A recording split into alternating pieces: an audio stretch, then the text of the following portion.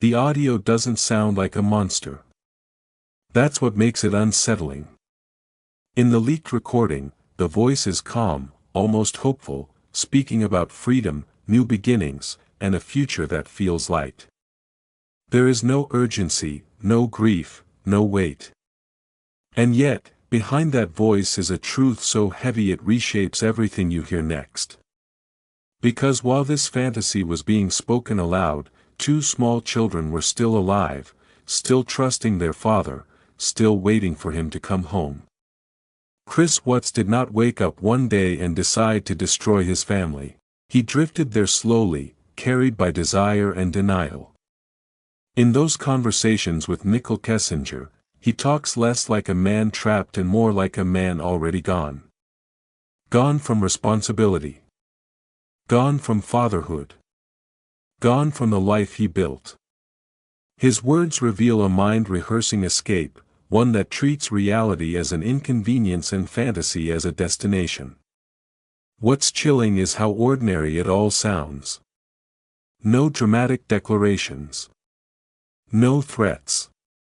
Just casual conversations about starting over, about finally being happy, about a future without weight. In that imagined future, there is no room for bedtime stories, no school mornings, no small hands reaching up for reassurance.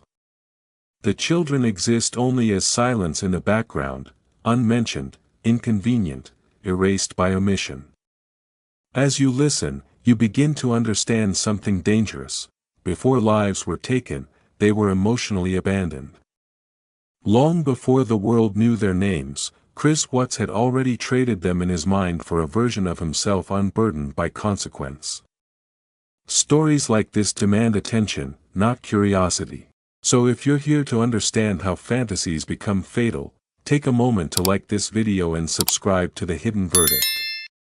Stay with us as we pull apart the words, the silences, and the choices that turn imagination into irreversible loss. Because once you hear this audio clearly, you can never hear it the same way again. How you been? Hi. You're Nicole? Yes. Okay. What's going on? So my friend, we were out of town for a business trip this weekend. All right. And I dropped her off at 2 o'clock this morning. She's 15 weeks pregnant. She wasn't feeling well. And she had a doctor's appointment this morning at 9. And I told her to let me know if she needed me to take her. She's got 2 little girls. And she was very distraught over the weekend, wasn't eating normally or drinking. And we kept trying to force it on her because she's pregnant. Her husband and her supposedly are separating, but she didn't know this. She thought they were just having issues. He disclosed that to me today. Okay. Because I called him and I was like, have you talked or heard from Shanann since she left for work this morning? Because I can't get a hold of her. I've called, I've texted. Her car's in the garage. Her shoes she wears every single day are by the front door. She only has one vehicle? No, they only have the one vehicle in his work truck. Okay, that's what I'm asking. There's not a... Shanann Watts, 34 years old and 15 weeks pregnant, did not show up for a doctor's appointment. Her daughters, 4-year-old Bella and 3-year-old Celeste, did not appear at their daycare. When we look at the footage of Chris Watts standing on his porch, I don't know where my kids are. I don't know where Shanann is. It's not something I could ever fathom would happen in my lifetime, and I have no inclination of where she is. We've reached out to friends, family. Both of our families are back in North Carolina, so they're beside themselves. Like, we all have friends in North Carolina. We have friends here. We have friends everywhere, and not knowing like where she is or where the kids are, I don't know what to do right now. I just feel so alone in this house right now, and I don't know where to go from here right now. And you said you had to stay here by yourself last night. When I opened the door, it's like you're almost like... I mean, my heart's racing a mile a minute. I mean, everything that's happening the last few days, it's earth-shattering right now. It's like my world's been turned upside down. It's like I have friends that have offered to I didn't feel like I should have left last night, like just in case, like maybe she came back, maybe the kids came back, maybe something happened, maybe there's a knock on the door. I wanted to be here. I didn't think last night was a good time to stay with anybody else, or, I mean, I want friends to be here with me because that just makes me feel better. And how do you think the police have responded so far? It's been amazing. They've been in constant contact. Frederick Police Department, detectives, officers, sergeants. They have the dogs coming through to get scents. I mean, they've been on top of everything, missing persons reports. Everything's been, they've been. Do you have any idea where she could be? She said she was going to her friend's house with the kids, and that's the last thing I heard. And that was it. It was very vague, and it was very. I don't have no inclination of where she is. Every friend that I've called that has a car seat that could have come and got her. And you saw her yesterday morning? Yeah, I saw her yesterday morning. She got back from the airport, and I mean, she has to be somewhere. In my heart, I believe that she is somewhere, and I hope that she is safe. Search dog go in your house right now to get a scent. A line of police cars. I'm so happy that they're here right now doing everything that they can. It scares the living crap out of me right now, just knowing that it's come to this and that she didn't come home last night with the kids. Like, Shanann, Bella, and Celeste, if you're out there, please, just come home. And you, yesterday, when her friends were calling frantic, something in you said, well, she'll just be home. Yeah, I mean, it wasn't like her not to answer a phone call or a text. And when her friend Nichol showed up at the door, I was just like, all right, something's up. And I came home, and it was like I walked into a ghost town. Like, everything, she wasn't here, kids weren't here. It was just they were here and then they were gone. Yeah. And did you see the kids in the morning too? Just in the monitor. Oh yeah. Mm-hmm. And you leave really early. Mm-hmm. In the leaked audio, Chris Watts speaks as though he is narrating the life of someone else. There is a careful distance in his tone, a subtle detachment that suggests he is already standing outside the world he still physically occupies. At home, he is a husband and a father. On the phone, he is a man imagining freedom. These two versions of him exist at the same time, but they never meet. And that separation is where the danger grows. To Shanann, he is still present enough to pass as normal. He goes to work. He answers questions. He plays the role expected of him. But in his private conversations with Nichol Kessinger, a different story unfolds. He talks about being unhappy, about feeling trapped, about wanting something more. Not once does he fully acknowledge what that something more would cost. The children are not discussed as lives with needs and futures, but as part of a situation he wants to escape. This is how the lie begins, not with deception of others, but with self-deception. Chris reframes his reality to make his desires feel justified. Responsibility becomes oppression.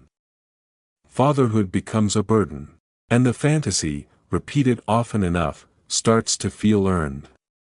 In the audio, you can hear him testing this version of himself, listening for approval, for validation that leaving everything behind is not only possible, but deserved. If this pattern feels familiar, it should.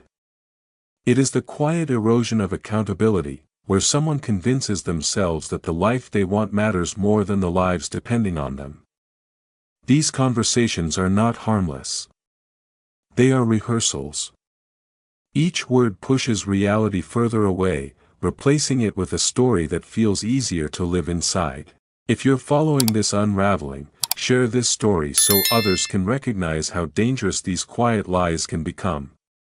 Stay with us, because the fantasy didn't begin with violence, it began with a voice slowly choosing which life mattered, and which ones no longer did. Any friends she would be hanging out with?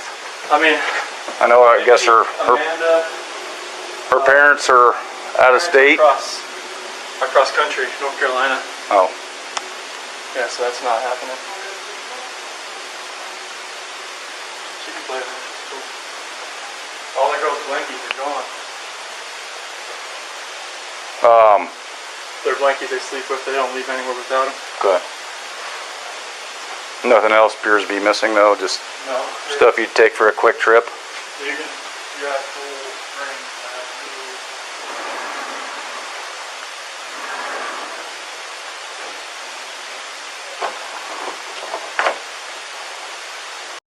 Nichol Kessinger enters this story not as a shadowy figure, but as a mirror. In the leaked audio, she reflects back the version of Chris Watts he wants to believe in. A man starting over. A man misunderstood. A man who deserves happiness after years of carrying a life that feels heavy. Their conversations are not openly cruel, but they are carefully selective. Certain truths are spoken. Others are left untouched. And in those omissions, something dangerous takes shape. When Chris talks about his situation, the details are vague. He minimizes his role, softens the reality, and avoids the full weight of his responsibilities. Nichol listens, responds, engages, but rarely presses. The children remain mostly unspoken, as though naming them would fracture the fantasy they are building together. Silence becomes a form of agreement. Not an explicit plan, but a shared illusion where consequences are distant and manageable. This is how the fantasy strengthens. It isn't built on evil intent alone, but on mutual avoidance. On the comfort of not asking the questions that would make escape impossible. In the audio, there's an ease between them that feels unsettling in hindsight. They speak about future trips, shared spaces, and starting fresh, as if the present life can simply be closed like a door. What's haunting is how normal it sounds. No panic. No hesitation. Just two people speaking as though the world will rearrange itself to fit their desires. But reality doesn't disappear because it's ignored. The children still exist. The marriage still exists. The weight still exists, even if it's no longer acknowledged. As you listen to these conversations, it becomes clear that fantasy doesn't need encouragement to grow, only silence. Stay with us, because what happens next isn't about passion or obsession. It's about what occurs when responsibility is erased long enough for something far more permanent to take its place. I just turned the recorder. Okay. So again, this room is recorded and video and audio. We introduced ourselves in the lobbies and earlier, so we're just going to do that again real quick. My name is Kevin Kovac. I'm with the Colorado Bureau of Investigation, and we're assisting the Frederick Police Department with this case involving Chris Watts. And this is Tim Martinez, also an agent at CBI. Sir, if you just introduce yourself. Dwayne Kessinger. I'm Nicole's father. Dwayne, what's your birthday? November 3rd, 1958. And home address for you, sir? 8801 West 65th Avenue. Let's see. And that's Arvada, 8004. And a cell phone or home phone or where? 720-982-4547. Thank you. And Nicole, can you just introduce yourself for the recording? Nichol Kessinger. Do you need all the other stuff? Yes, please. I live at 12255 Claude Court, Unit 612, phone number 720-656-9605. Claude Court, is that? I think we determined it was North Glen, right? Yes. You know your zip code? 80241. Okay. Can you speak up just a little bit so the recorder, I know you're tired and you're stressed, and we won't be here any longer than we have to be. You've already had a conversation with people before. You came here on your own free will to talk to us. We picked you up at your request and brought you here. You can get up and leave at any time. You don't have to talk to us. If there's a question you don't want to answer, don't answer it. If you don't want to talk anymore, just tell me I want to leave. And I'm kind of in the way of the door, but you're not being interrogated as a criminal suspect. We're here to understand your relationship with Chris and what you know about Chris and his family and events relating to Chris Watts. And do you know him as Chris or Christopher? Either one. Okay. So the phone number that you reached him on, can you tell me what that number was? I think I deleted that out of my phone too. I just cut him out of my life. It's a 910 number. You guys have it. No, we gave it to Mark yesterday. Yeah, I probably have it, but just in case, I don't have it. if I recited it to you, would you know it? Just the first 3 numbers. But you know it as a 910 number? Yes, that's what I do know. I mean, that's what I got. North Carolina or something. North Carolina. Okay, so let's just start with like a timeline of your getting to know Chris, how you guys met, where you met, all those things. And let's just run, and I'm not going to ask you specific questions unless I think it's necessary. I'll let you just tell me your story. I think it's a little bit easier that way. So I just want to know how you met him, where you met him, how long you guys were dating, and those kind of things initially. Okay. I think I met him sometime in June, probably early June. It might have been May. It was just talking at work. It was pretty casual. And he didn't have a wedding ring on his finger. And every time I talked to him, he didn't tell me that he was in a relationship. He didn't even mention his kids right away either. And then one day he told me that he had 2 kids. I was like, that's pretty cool. And started telling me about his kids. That sounded like a sarcastic comment. No, I thought it was kind of cute. I was like, oh, he's a dad. It was like right around Father's Day too. So whenever that is in June? Okay. Yeah. So I'm not good with holidays. he told me he had kids, and then it was Father's Day shortly after that. So that's what I do now. And I was like, I thought it was cute. And then he's telling me about him. He's pretty excited about him. And then he mentioned that he did have a significant other. And then he told me that those 2 were in the process of a separation. Did he mention the children's name or his significant other's name? I didn't know his significant other's name for a while. And then I think he told me his kids' names pretty quick, but to be honest with you, on an exact date of when that happened, I don't know. So in May and June, first of all, where do you work? I work at Anadarko Petroleum Corporation. I'm contracted to Anadarko Petroleum Corporation. Okay, and you work out of an office setting where?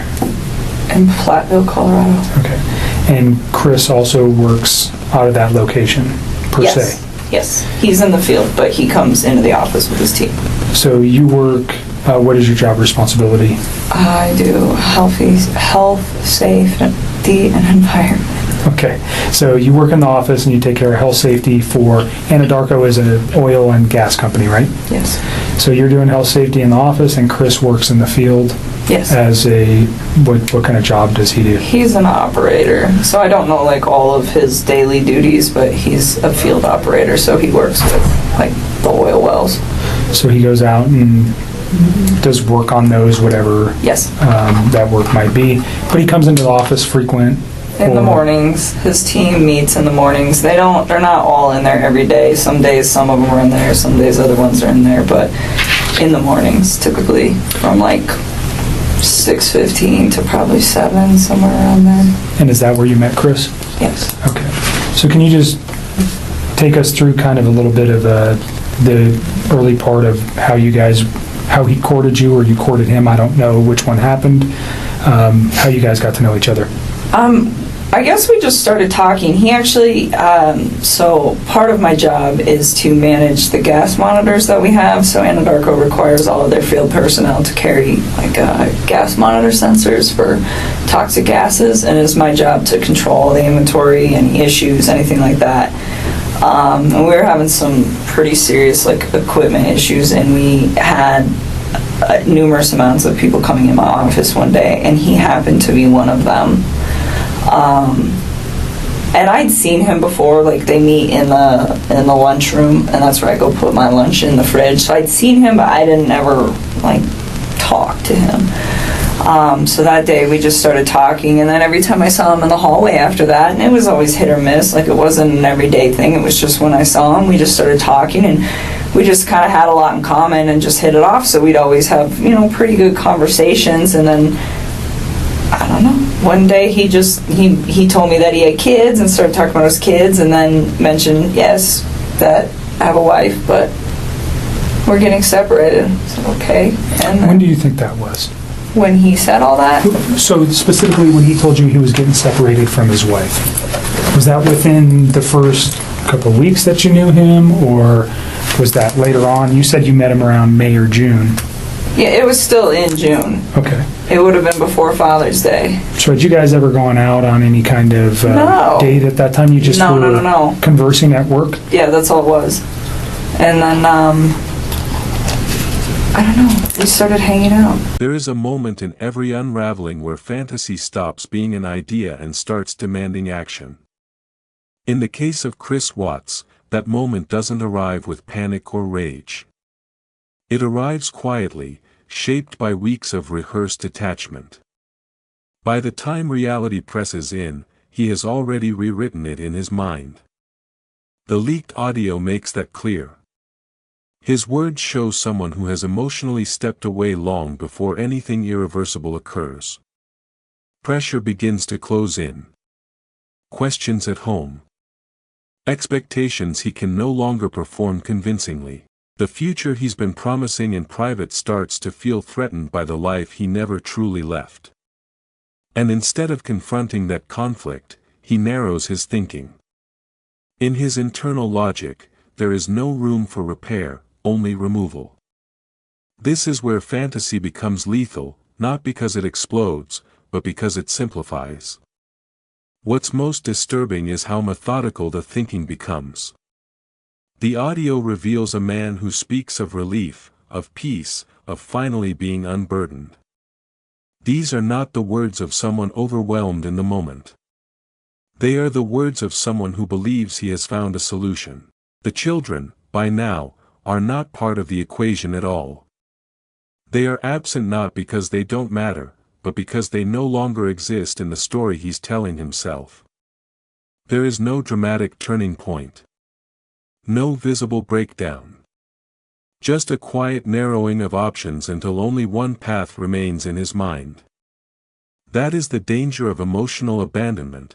It creates a world where the unthinkable feels logical. If you're still listening, take a moment to like this video and stay subscribed to The Hidden Verdict. Understanding this mindset isn't about fascination, it's about recognizing how denial, desire, and silence can slowly strip away empathy until choice becomes catastrophe. Because once fantasy replaces responsibility, reality pays the price.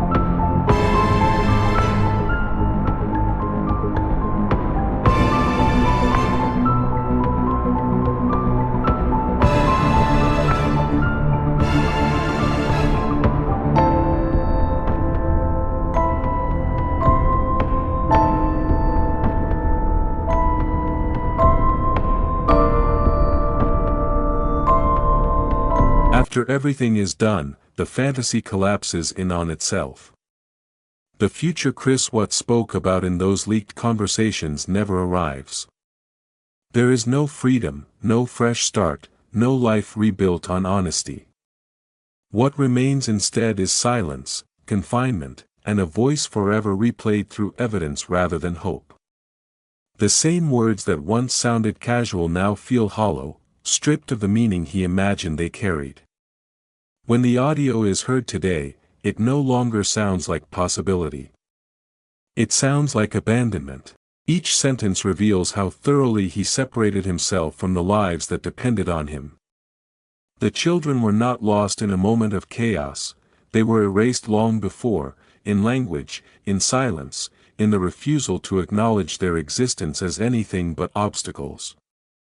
That is the true cost of the fantasy, not just what was taken, but how easily it was justified. There is no redemption in this story, only accountability. The leaked audio doesn't explain the crime, it exposes the mindset that made it possible. It shows how desire, when left unchecked by responsibility or empathy, can hollow out a person from the inside. And once that hollow space is large enough, anything can be placed inside it, even something unthinkable. This is why stories like this matter. Not to relive horror, but to recognize warning signs before they turn fatal. Emotional withdrawal. Selective truth. The quiet rewriting of reality to serve desire. These are not harmless behaviors. They are alarms. If this story made you reflect, let it go further. Like, subscribe, and share the hidden verdict so these patterns are seen, not ignored. Because fantasies don't destroy lives on their own, people do, when they choose illusion over responsibility.